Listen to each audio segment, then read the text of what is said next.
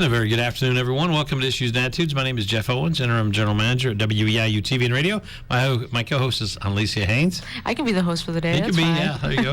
Our guests today are all from the Southeastern Illinois Community Foundation. In the middle here, if you're watching on TV, is the, I guess, the new president still, right? You still calling yourself new? Still new. Audra Clodfelder. So, Amanda Leslie. I'm looking right at it, and I screwed that up again. Amanda Leslie, and then Audra Clodfelder, yes. Who's been been there for a while, does a lot of the press and scholarship. That's right. Announcement and really the kind of the communications person. Yes. And you took over for Jody, who we had on a few years ago. So I promise I'll try not to mess the names up anymore. So let's start with Amanda, since you're new. For the folks who don't know what the Community Foundation is and what you do, why don't you give us an overview of it? Sure. Well, thank you for that introduction. We are Southeastern Illinois Community Foundation. So as our name represents, we serve as a regional grant maker and public supported charity. So different than a typical foundation. Sometimes when you hear foundation, you might think of a private foundation, whereas we are a 501c3 public supported charity. And how we do that is we have lots of different donors and lots of different types of funds. And so for us, our mission, whereas some people might serve arts or might serve elderly services, for us, our mission is based in place. So we serve the communities throughout our region. Primarily, most of our charitable funds are designated for the benefit of communities in Effingham County, Coles County, Clark, Cumberland, Jasper, Crawford, and then we just launched a Giving Circle in Richland and have a few other outside Shelby County. We've got some farm ground. So for us, it's all about place and mission, and we want to partner with people to enable them to give where they live.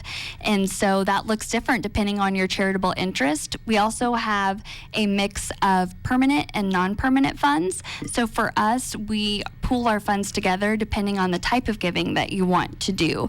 So you may want to establish an endowment, and for that we consider that a permanent fund where we're going to invest it and set up a spending policy or a grant making that ensures that we protect that principal and continue to use that fund in perpetuity, so forever.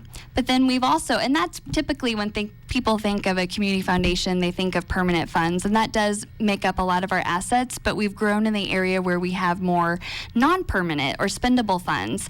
And so that enables us, especially serving here in rural communities, to be more responsive to our community needs.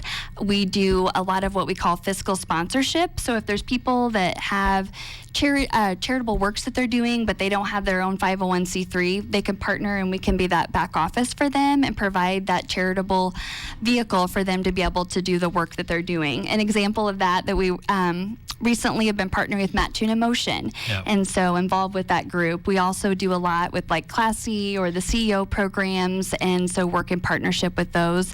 And then we've also got some just community projects where it's more of a pass-through. We've done things in, all-inclusive playgrounds or the sports centers or memorial projects where, again, it's not a permanent fund, but we're able to serve as that charitable partner.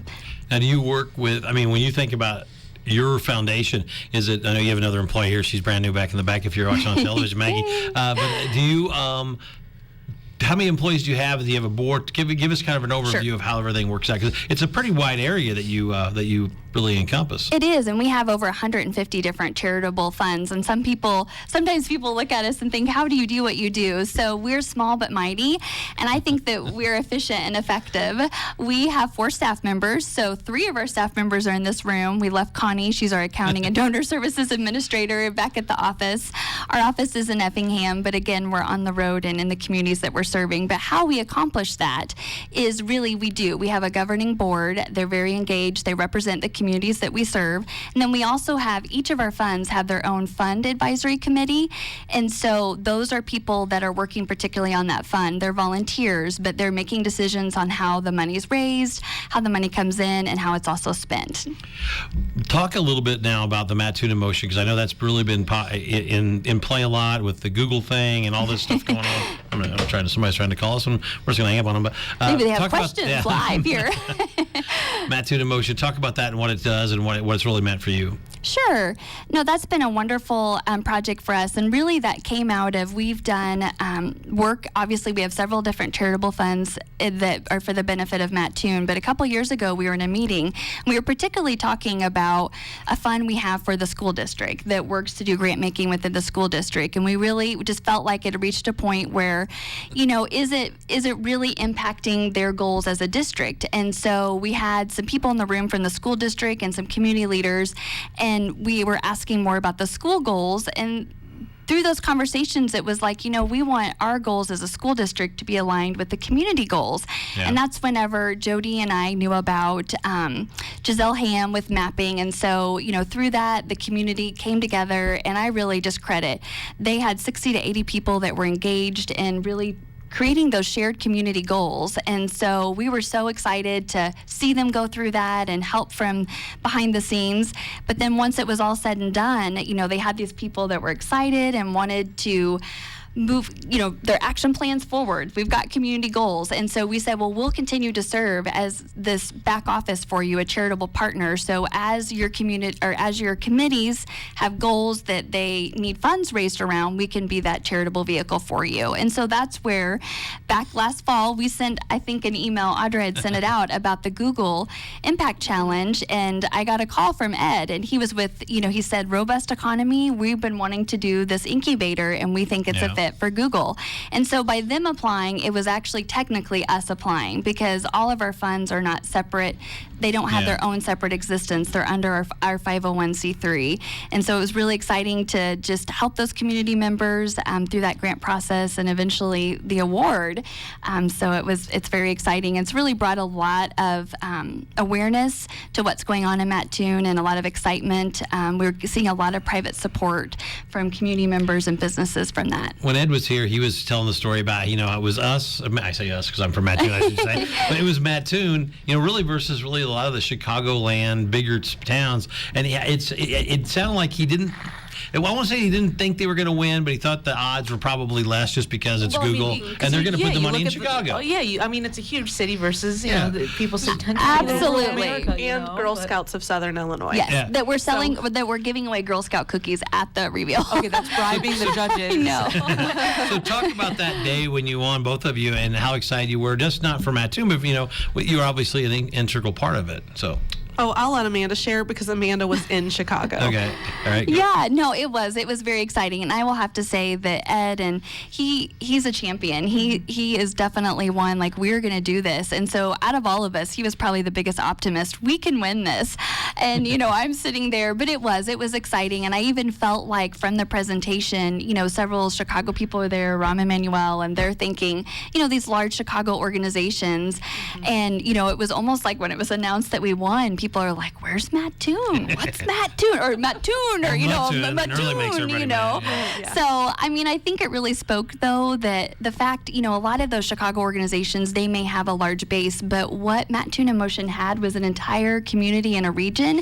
They were, for that public, or People's Choice Award, they had people in the school district, they had people throughout the Rural King, corporate footprint, they had people within, all the major companies and just regular citizens, that everyone could get behind this because it matters in every part of the community. Whereas I think some of those larger Chicago organizations, their mission was more defined and maybe they just had their regular base. But whereas I think it speaks to our rural area here and how much they can get behind making a difference. When you're deciding who to partner with, and then you come up with a plan, but then you actually have people apply for these funds. Can you take us to the decision making of the tough part of we need to go with Fund A, but we can't do Fund B. We can do Fund D, but not E. How tough is that? Take us to those decisions.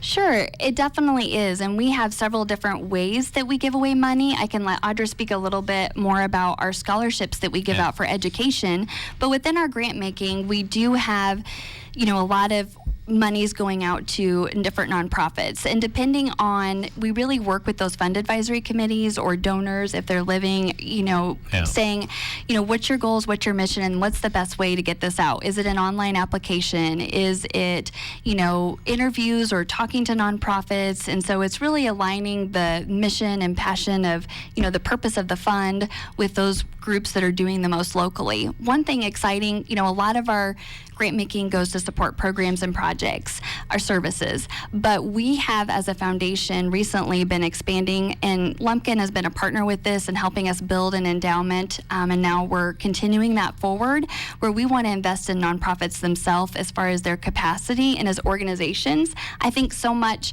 they're afraid to ask for money for their operations. And so we want to help invest in their staff and board training and development and infrastructure, like technology, things like that, so that the more that they have a higher capacity to do the work, every dollar we give to programs and services is going to go further. So that's an area where but it takes getting to know what are your needs and how can we help build up your capacity. And then I'll let Audra talk a little bit about scholarships, because that's a little bit different you give type away of giving. A lot of scholarships. Yeah. We certainly do. We have 15 online scholarship applications and 5 paper applications. And it's quite extensive. This year we really dug deep into our scholarship program to overview, like, what are we doing well and how can we make this more efficient for students, and came up with this common app program. So students are filling out the bulk of their information one time in one application, and then they're filling out like these much shorter applications that are specific to each fund, and then they're subject to a blind review. We have committees that donors can be a part of that committee, but they can't be the majority. So we have, just for each scholarship, a different selection committee who reviews and scores the scholarships, and we have built in a few auto scoring procedures to keep everything uniform. When you're scoring that many scholarship applications in a day, you forget how you weighed scholarship 1 over scholarship 50. So we just look at that and look at different ways that we can keep improving that program and efficiently giving out money. And it's scholarships. I mean, we are looking at this opportunity for our fund advisors, for our organization, to help improve a student's education by taking out less student loans and really bolstering their higher education. So I think we award a little over $175,000 each year in scholarships. So that's very exciting. So is there certain criteria that students need and that people who are applying for grants in general need to follow? For the scholarships, each scholarship fund has different criteria. Mm-hmm. A lot of it, some of it is just you went to a particular high school, and that's the main factor, and then maybe look at GPA and your community involvement. Mm-hmm. Really just depends on what the donor intent was when they set up that scholarship fund. How long has your foundation been around? So the Southeastern Illinois Community Foundation has been around for 10 years as a regional organization, but our history goes back further because we came about as a merger between Mattoon Area Community Foundation, which started in 1980, and the Effingham County Community Foundation, which was 1999. So they were operating independently, and they hired our former president and CEO, Jody Hightower, was the first paid staff. And when she came on board, she was working for both, but it was where doing 2 sets of books and 2 audits and 2 of everything. And I think to the credit of Jody and our former board leadership, they really had the vision where they saw if we merge together, we really can become better and more efficient. And they also saw where there was a lot of other rural communities in our area that could benefit from having the services of a community foundation. So they really put forth that regional vision. Then Amanda, when you took over Jody, give us a little timeline about that, and then kind of your background, a little bit about you. Sure. So I came on staff in February 2016, and so Jody and I had the opportunity to work together for almost 3 years, which was wonderful. She was the first staff member and really had provided such great leadership for the organization. So I'm really thankful for that time, that she took to invest in me and the board for their trust, and now this position as president and CEO. But prior to that, I've worked in nonprofits throughout my entire history. I was in St. Louis for several years and worked for a national organization there, National Children's Cancer Society. I was their special events coordinator. And then for about 14 or so, I actually worked for a faith-based pregnancy center, Mosaic Pregnancy and Health Centers out of Granite City. And whenever my husband took a job in Newton, that's actually where we live, I continued to work from home for the nonprofit back in the Granite City area. And then I was home for a few years with my girls. In 2012, we adopted our daughters, so I took some time to be home. And then how Jody and I our paths crossed was that I was serving as a volunteer. They were trying to get the Jasper funds going in Jasper County for the Jasper County Community Endowment. And some people knew that I had worked in nonprofit work. And so I started as a volunteer, just serving on that committee. And at that point, our girls had just started to go back to school. And that's when Jody and I said, I'm looking to maybe get back into nonprofit work. And that opportunity came about. When you think about that's an amazing story, by the way, and sometimes just things happen for a reason. When you talk about how you were funded, I mean, you have different people at endowment. Do you have businesses that help support you or other organizations? How is that set up so you can do what you do? Yes, we are, again, very thankful, and we try to lead by example. I mean, as a grant maker and one that's helping to build up nonprofits, we want to be sustainable ourselves. So a large portion of our operating budget is covered through fund fees. So for all of our funds, we charge an administrative fund fee that's a percentage on the asset balance. And so the majority of our operations are covered through that, but we have always had a gap between those fund fees and what our true operation costs are. And so our board a couple years ago put forth a Supporting Partners campaign. So that was a 5-year pledge of support from area businesses and individuals that say, we believe in you and we believe the value you have in our region. And so at a small level, they're able to give that support. So about $60,000 a year is coming from throughout the region, these individuals and businesses. But that frees up us as a staff where we don't have to be fundraising for ourselves. And we've also been building up an operating endowment. So that helps support our operations as well. And we can focus on helping our funds raise money for their mission. Now, are you two mostly in the office, or are you trying to get out into the different communities and meet with your, endowers, or how the proper word is there, for the folks who really give, and the businesses and the individuals? How does that work? It is. It's different every day. Our new staff member, Maggie, back there in the corner, she said, wow, every day is different. It is. I would say definitely I'm out on the street quite a bit, meeting with whether it be our donors or our fund advisors. We also, as a community foundation, we are in that space that we feel like one of the things that we can bring value is to be a convener and a collaborator. So it's important for us to understand what our community issues and what's being done to help those. And so sometimes that is us serving on committees, or, I was just mentioning to you, we were here last week for the Rural School Forum. And so obviously schools are important in all of our communities. So how can we use philanthropy to help this issue? If there's a nonprofit out there listening or watching in the next week or so and they see this, are there grants open now, or how do they get involved? What's the easiest way to do that? Yes. So we actually, the majority of our, what we call our grant cycle grant opportunities, I guess, where you're submitting an application, are opening up this fall. So September 1st, we have several. That's kind of the new season? We usually, it says September 1st to October 15th, a 6-week cycle where applications will be open. You can visit our website, www.enrichingourcommunity.org, and you can click on grants, and it will show you the different grants that we have available. But then we also have some different funding opportunities that are more flexible or throughout the year. We also have donor advised funds, and we know where we try to really understand what our donors are, their impact they're wanting to make. So sometimes if there's a new work coming up or a critical issue, if we know about it, sometimes we can help align those resources. Now, go ahead. Well, and I would recommend, if you go to our website, sign up for our email newsletter, and it's great. Most of them start on September 1st, but for those few that aren't, we send out regular email communication that announces when we have grants available and reminds you of those deadlines that are coming up. So the e-newsletter is a great resource for that. I think I know this answer based on what she said, but Audrey, you obviously worked under Jody, and now you're you're working under Amanda. Talk about the transformation, and has it been smooth and everything's kind of went? Oh, I think it's been very smooth. I think it was a very well thought out strategic plan to. We knew from the outset. There was another coworker of mine, Janine, and I knew when Amanda came on that this was the intention, that Jody was planning to retire. Amanda was coming on board, and she would work in development, but she would work alongside Jody to learn the role.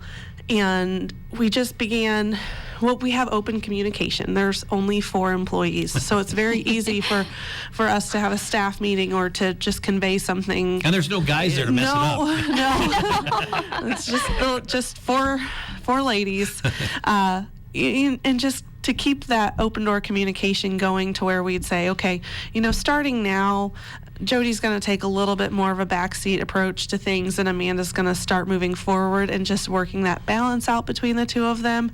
And I don't want to say that Jody wasn't missed when she walked out the door. We missed Jody, but it was very seamless. That's good. I mean, So- those are few and far between. Yeah, so you'd be I think commended it's for that. worked out really well. Now, obviously, man, every business or every organization still has those tough decisions. So as you've taken over, have you had to make that tough decision, and how did you handle that? And talk a little bit about that. Yeah. Yeah, no, one of the most, I think, exciting things about the Community Foundation is that, within philanthropy, we have this huge toolbox. So we have a lot of different tools and a lot of ways where we can really impact our communities. We've been looking at economic development and, work and grant making, using philanthropy outside of just traditional grants to nonprofits, though that's the heart of what we do. And so I think there's always a need and there's always opportunities, but we've learned as a community foundation, we have to be laser focused. And we have limited resources, but yet we want to make a big impact in our communities. So we have a saying where we support lots of things. Obviously, we have over 150 different funds. We give out about $2 million a year back into our region. So we're financially supporting a lot of different things. And then we say we've got several efforts where we're assisting. Matt Tuna Motion, that's an example where I feel like, yes, we're serving as our fiscal sponsor, but we're also providing some assistance there from just capacity, within our staff and time, whether it's marketing or help with fundraising, connecting people. So there's several different efforts that are community-based where we will assist. And then we recognize where there's very few things that we can take on, but we're trying to look at what do we need to lead on. And so that whole idea of building up nonprofit capacity, that is an area where we're saying, yes, we feel like we need to lead in this area, but you have to be really careful because we could get ourselves in a lot of different things. So I think just making those decisions and being focused and intentional in where we put our resources. What do people not know about your foundation that you would love for people to know? More of, I guess. Maybe that'd be the better way to word that. Yeah, so it's this thing where we as the Community Foundation feel like we really simplify and make it easy for people to give where they live. We're partnering with them in their charitable goals, but yet depending on it's hard for people to get a handle around what does the Community Foundation do until you've experienced or worked with one of our funds. Yeah. And so I think, that's where, like I said, we have different fund types, whether it's scholarships or it's donor advised, or we're serving as a fiscal sponsor, or we're helping, do an agency endowment where we're building up permanent assets for local nonprofits. It's just depending on what your goal is. Another thing that we've recently launched is that we feel like where we can really be a partner is that we can handle lots of different types of gifts. And so obviously stock securities, we do a lot with like legacy or planned giving, bequest. We recently started our Fields of Opportunity program, and that's really getting some traction. And that's the opportunity where you can gift a farm ground, but we will not sell it. We'll retain that farm ground depending on who you set forth. We'll work with your tenant farmers, and so we can keep the ground local ownership and use for your charitable purpose. And so for a lot of families, there's a huge tie to the land, and so the thought of selling it just doesn't feel right. And sometimes there's actually a penalty against with selling it anyway, right? So you got to be careful on that. So we can really that's a new way for us to open up. When we look at the wealth in the region, we recognize that a lot of it is in the land. And so we feel like this new program to some farm families, really gives them an opportunity to use the land for charitable giving in the past that they may not have considered. At least I've stolen most of the questions. Did you get anything on your mind over there? Well, I just think it's unfortunately, I haven't heard of this program, and I think it's just because I'm not from the area. So I find out new things every day when I come to Issues and Answers, really. But I just think it's incredible that, for starters, it's 4 employees that are taking on this. I think it's a lot of work. It probably isn't a lot of work for you guys, but I would get overwhelmed by that. So I think that's incredible. But I'm also curious. So you say that you help different non-for-profits, right? Mm-hmm. So I guess what's the question? I want to know what types have you helped so far, other than like success stories or something. Yeah, Sure. other than Matt Tune in Motion. Yeah. So we do lots of different grant making. We've got ways that we are, sorry, I'm drawing a blank. No, so thinking about like going through some of our active grant making programs. So like we've got the Seymour Milling Endowment for Youth Leadership. And so that's where the Seymour Milling family and that company, they've been building up a permanent endowment, and they're supporting groups that are building up youth leadership opportunities in Effingham County. That is an Effingham County focused one. And so whether it's partnering or funding programs within 4-H or within, Girl Scouts, school districts, things like that, we do work a lot with the schools. An area where we've been growing is the fact that trying to build up private philanthropy support for our K through 12 schools. And so we do that in Mattoon with the Mattoon Foundation for Academic Excellence, but we're also doing that in like Jasper County. One of the CEO students started a fund with us called the Eagle for Life Foundation. And so this was his senior year where for his CEO business, he decided he wanted to create an endowment for the school so that there would be more opportunities for future students. So we've done things like Days of Giving. We've worked with those local people there and fundraising for community projects. This year they funded a STEAM lab, equipment for a STEAM lab at Newton High School. And so that's a way where we're using philanthropy to build up public education. So I noticed that it's this huge cycle, right? Money gets put into it and it gets put back out into the community and it just keeps going around. But what's the key? What makes that work? To have a program like this to help these, startup company or organizations. I mean, is there like an equation to follow to make sure that, because this is successful? My mind is blown right now, but so is there a certain equation or a key that makes it all come together? Yeah, I think it's a combination. Obviously, it's the donors themselves, it's the volunteers. I mean, that's the biggest impact that we have, is that people are, we get to work with people that care about their communities and they want to make a difference, and we get to help them do that. And so I think one of the key roles that we play is obviously like our systems, our charitable expertise, how to do that with maximizing tax deductions. But beyond that, because, like we say, we have donor advised funds. Well, you can get a Fidelity donor advised fund, a Schwab, which is great. But we feel like by having a donor advised fund with us, or any type of fund, that we bring in that local expertise where we're on the ground, we are in communication, we're trying to continue to grow with nonprofits and trying to understand what are our community issues and how can we best use philanthropy to impact them. So I think the fact that we're embedded throughout the region and in our communities, that's the biggest part of the equation that makes it unique and more successful. I like I said, my mind is blown. I think it's because people just love their communities so much. It's inspirational. It's better down there. Exactly.